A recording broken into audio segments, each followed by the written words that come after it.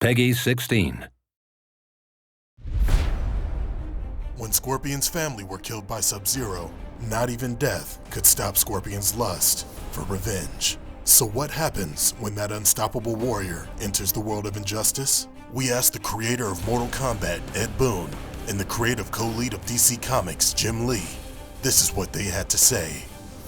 Well, a lot of people don't realize that the Mortal Kombat, everything in terms of those things has been rooted in comic books. The big events in my childhood were all related to comic books. So as we made the first Mortal Kombat game, we actually made a comic book to introduce the story. We felt that in doing a DC game, to have a guest character who was kind of rooted in comics seemed like a kind of natural fit for the game. I love Scorpion because he really has powers that are very unique, and I think is a really good fit in the DCU in that we don't have characters like him in our universe. I mean, we have characters that are reborn or from the Nether Realm, but they don't have that essential part, and that's being a ninja. I think that's the cool combination of the two.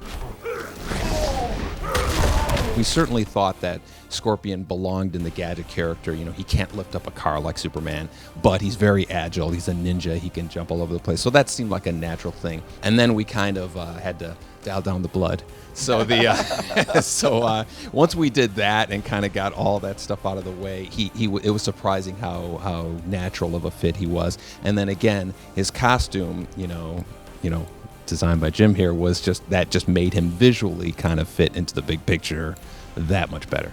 Whenever I redesign anything, and obviously, I knew that you would be seeing the design, of course, and so that adds another level of pressure. But I basically Googled every version of the costume, and then I actually Googled like real Scorpions. I'm sure that your designers did the same, and try to think of other ways to bring those visual elements to a design, but still being true to what you guys had done. So I kind of envisioned a kind of a Scorpion skeletal kind of armor overlay on top of the character. I love that design. Oh, thank you. When we saw the design of Scorpion with the scorpion on his chest, part of us was like, oh, why didn't we think of that? And then another part was just kind of like, what a fantastic way to get him in. Just the idea of having Jim design one of our Mortal Kombat characters is just such a perfect full circle moment for us.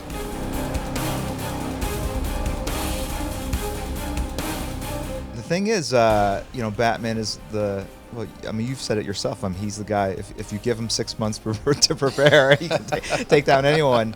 But Scorpion, can he truly be killed though? Really? If you put them together, I just growing up with Batman, I think it would be a little arrogant to say that a character I was helped in creating would beat Batman. So I'd have to say Batman if I had to choose one. You cannot harm me. Apparently I can.